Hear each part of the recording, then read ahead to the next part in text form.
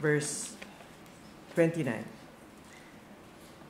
Immediately after the tribulation of those days, the sun will be darkened, and the moon will not give its light. The stars will fall from heaven, and the power of heaven will be shaken. Then the sign of the Son of Man will appear in heaven. Then all the tribes of the earth will mourn, and they will see the Son of Man coming on the clouds of heaven with power and great glory.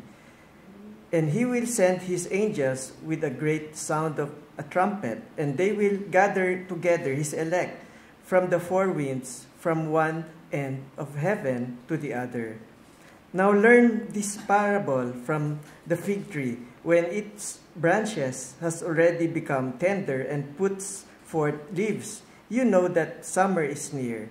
So you also, when you see all these things, know that it is near at the doors.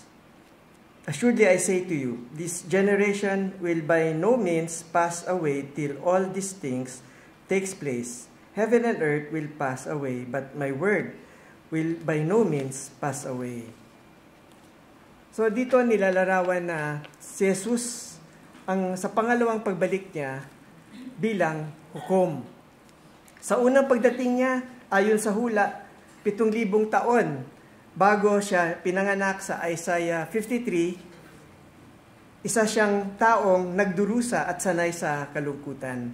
Sa Philippians 2, kinuha niya ang anyong alipin, hinamak at itinakwil ng mga tao, ibinigay sa kamay ng mga kasalanan, ininsulto, nilagyan ng koronang tinik, pinako kasama ang dalawang magnanakaw.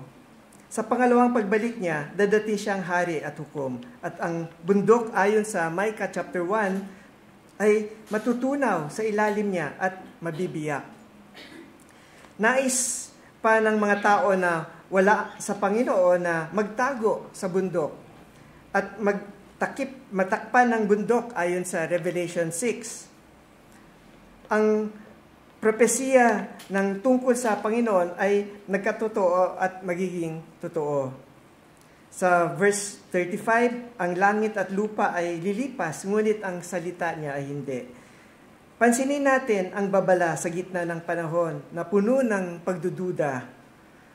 Kaunti lang ang naniniwala sa pagdating niya, ngunit marami ang nagduda sa kanya sa pangalawang pagbabalik.